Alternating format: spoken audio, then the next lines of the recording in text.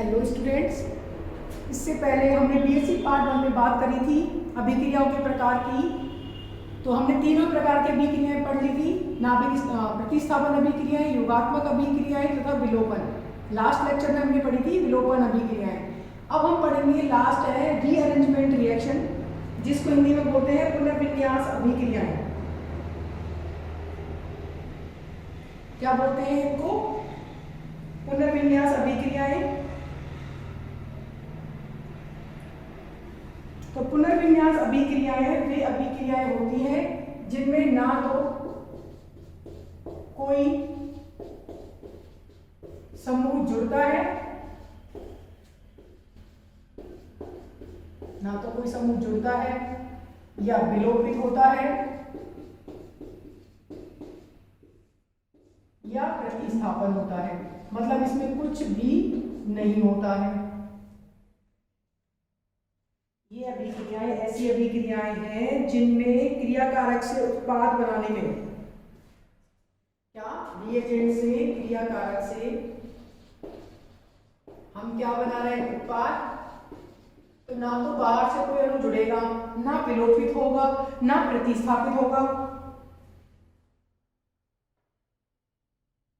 केवल क्रियाकारी अणु में उपस्थित परमाणु समूह अपने एक स्थान से दूसरे स्थान पर स्थापित हो जाते हैं। क्रियाकारी अणु में कोई भी समूह एक स्थान से दूसरे स्थान पर प्रतिस्थापित हो जाता है।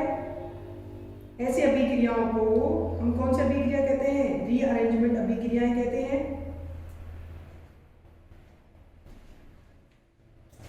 इसमें क्रियाकारक में क्या होता है? क्रियाकारक में ही आपस में कोई परमाणु में समूह एक स्थान से दूसरे स्थान पर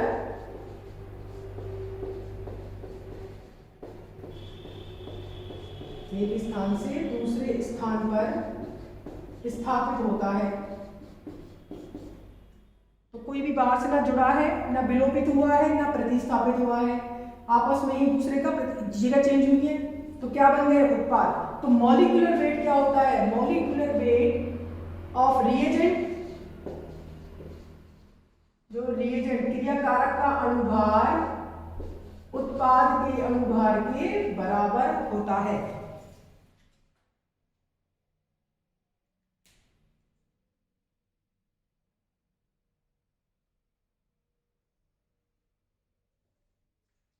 और हम जानते हैं, क्या बोल रहे हैं हम, कि इनमें क्रियाकारक तथा उत्पाद का अणुभार समान होता है। तो समान होता है तो इन अभिक्रियाओं को अपन क्या बोल सकते हैं? इन अभिक्रियाओं को आइसोमराइजेशन अभिक्रियाएं, समावयवीकरण।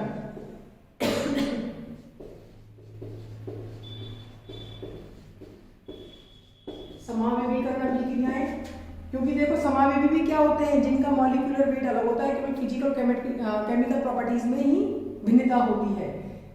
तो इनको अपन क्या बोल सकते हैं? Isomerization reactions. या देखो परमाणु या समूह आपस में ही प्रतिस्थापित हो रहा है एक ही अणु के अंदर, तो इसीलिए इनको इंट्रामॉलिक्यूलर रिएक्शंस भी कहा जाता है। इन अभिक्रियाओं को इंट्रामॉलिक्यूलर रिएक्शंस या इंटरमॉलिक्यूलर चेंज भी बोल सकते हैं। हिंदी में बोलते हैं इसको अंतः अणु परिवर्तन भी कहा जाता है। अंतः अणु परिवर्तन भी कहा जाता है। अब हम बात करेंगे अभिक्रिया की। जैसे ब्यूटेन की अगर AlCl3 की उपस्थिति में अभिक्रिया कराई जाती है तो ब्यूटेन से उसका आइसोमर 2-मेथिल प्रोपेन प्राप्त होता है। अगर ब्यूटेन की अभिक्रिया हम किसकी अभिक्रिया करा रहे हैं? ब्यूटेन की।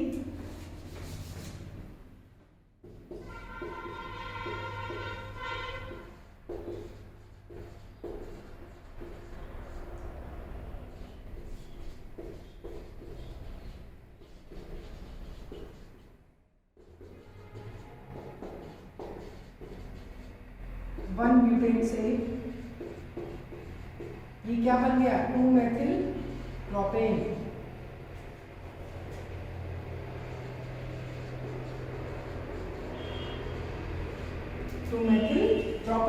ये इसका आइसोमर है, दोनों का समान मॉलिक्यूलर वेट है।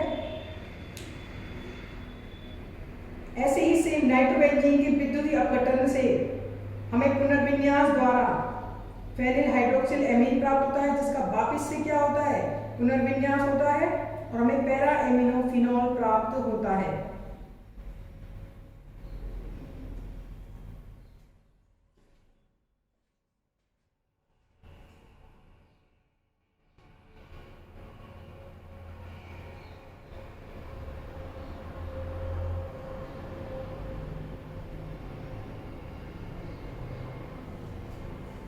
दूसरी अभिक्रिया हम क्या बोल रहे हैं,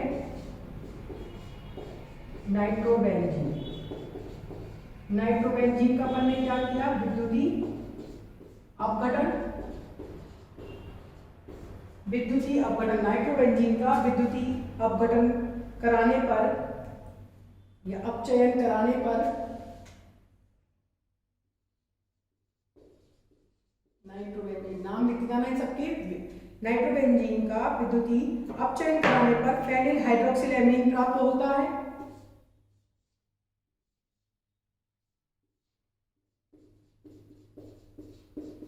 फेनिल हाइड्रोक्सिल एमीन प्राप्त होता है, जिसका पुनर्विन्यास द्वारा, रीअरेंजमेंट द्वारा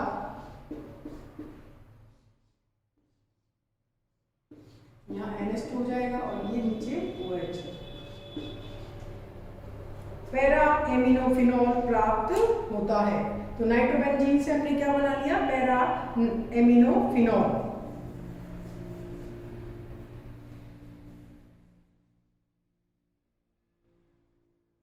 ऐसे ही सेम अभिक्रिया है अमोनियम साइनेट की। NH4CnO को गर्म करने पर हमें यूरिया प्राप्त होती है। यूरिया क्या होती है, NH2CONS2, और ये क्या है, अमोनियम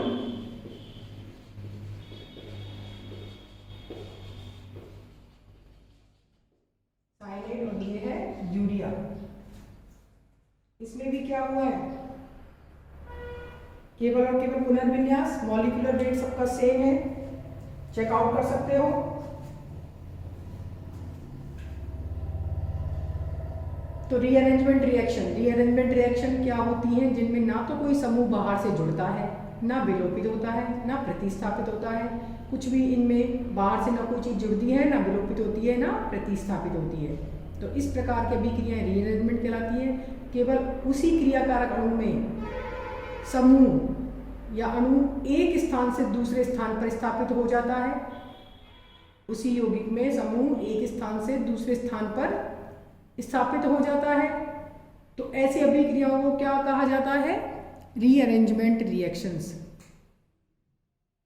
तो रीअरेंजमेंट रिएक्शन में अगर बाहर से ना कुछ जुड़ रहा है, ना विलोपित हो रहा है, ना प्रतिस्थापित हो रहा है, तो इनका मॉलिक्यूलर वेट, अणुभार, इनके क्रियाकारकों का अणुभार इनके उत्पाद के अणुभार के समान होता है।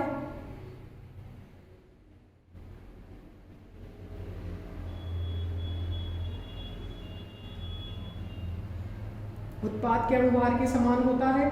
तो इन अभिक्रियाओं को देखो, हम जानते हैं आइसोमेरिज्म। आइसोमेरिज्म क्या होता है, समावेदी क्या होते हैं, जिनका मॉलिक्यूलर वेट, अणुभार तो समान होता है, लेकिन उनकी भौतिक तथा रासायनिक अभिक्रियाएं भिन्न भिन्न होती हैं, उन्हें हम क्या बोलते हैं, समावेदी। तो इसमें देखो, क्रियाकारक से जो उत्पाद बन रहा है उसका मॉलिक्यूलर वेट सेम है, और अगर मॉलिक्यूलर वेट सेम है तो इन अभिक्रियाओं को हम आइसोमराइजेशन या समावेदीकरण भी कह सकते हैं। तथा एक ही यौगिक में चेंजेस आ रहे हैं, तो इसीलिए हम उसको बोल सकते हैं इंट्रामॉलिक्यूलर चेंजेस। इनको हम बोल सकते हैं इंट्रामॉलिक्यूलर चेंजेस, क्योंकि इसमें एक ही अणु में चेंजेस आ रहे हैं, इसलिए इनको बोलते हैं इंट्रामॉलिक्यूलर चेंजेस। तो इन अभिक्रियाओं को, रीअरेंजमेंट अभिक्रिया को हम आइसोमराइजेशन या इंट्रामॉलिक्यूलर रिएक्शंस भी कहते हैं। एग्जाम्पल में हमने देखा 1 ब्यूटेन की अभिक्रिया कराई AlCl3 लुईस अम्लों के साथ, तो 1 butane is converted into 2 methyl propane. 1 butane से हमने क्या बना लिया, 2 methyl propane, both are isomers. ऐसे ही सेम हमने क्या किया, नाइट्रो बेंजीन लिया,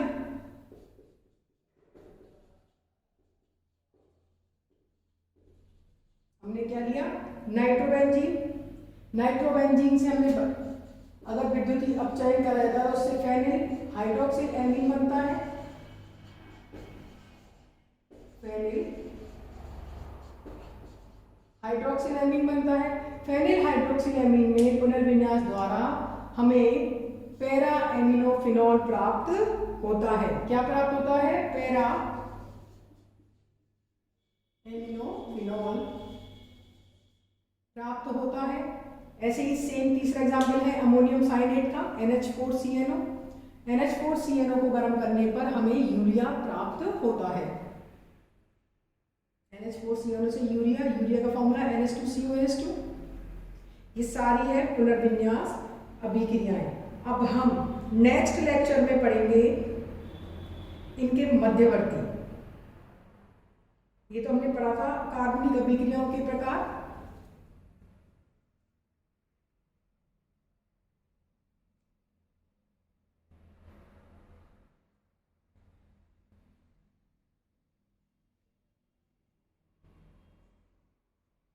कार्बनिक अभिक्रियाओं के प्रकार। तो कार्बनिक अभिक्रियाओं के प्रकार में हमने पढ़ी थी, कार्बनिक अभिक्रियाओं के प्रकार पढ़े थे। इनमें 4 प्रकार की अभिक्रियाएं, प्रतिस्थापन अभिक्रियाएं और योगात्मक अभिक्रियाएं, विलोपन अभिक्रियाएं और पुनर्विन्यास अभिक्रियाएं। अब हम पढ़ेंगे मध्यवर्ती। देखो कोई भी जो अभिक्रिया होती है वो बिना मध्यवर्ती के नहीं बनती है, मध्यवर्ती बनते हैं। जनरल सभी रिएक्शंस में, ज्यादातर अभिक्रियाओं में मध्यवर्ती बनते हैं। तो वो मध्यवर्ती कौन कौन से होते हैं, तो उन सब मध्यवर्ती के बारे में हम पढ़ेंगे नेक्स्ट लेक्चर में। तो मध्यवर्ती कई प्रकार के होते हैं, कई तुम पढ़ चुके हो, कार्ब धनायन जैसे कार्ब ऋणायन, मुक्त मूलक, कार्बीन, नाइट्रीन, बेंजाइन, जिसमें तुम्हें अभी carbene, नाइट्रीन, benzene is very important. हम बात कर रहे हैं कार्ब धनायन, कार्ब धनायन क्या होता है, C+, कार्बोनाइल C-, मुक्त मूलक, ये एक मुक्त मूलक जिसमें एक इलेक्ट्रॉन होता है। हम बात कर रहे हैं कार्बीन की, 2 असहभाजित इलेक्ट्रॉन, नाइट्रीन वही सेम असहभाजित इलेक्ट्रॉन, और बेंजाइन जिसमें एक अतिरिक्त डबल बॉन्ड बेंजीन में होता है, इसको बोलते हैं बेंजाइन। इनको पढ़ेंगे हम नेक्स्ट लेक्चर में। तब तक सुरक्षित रहिए।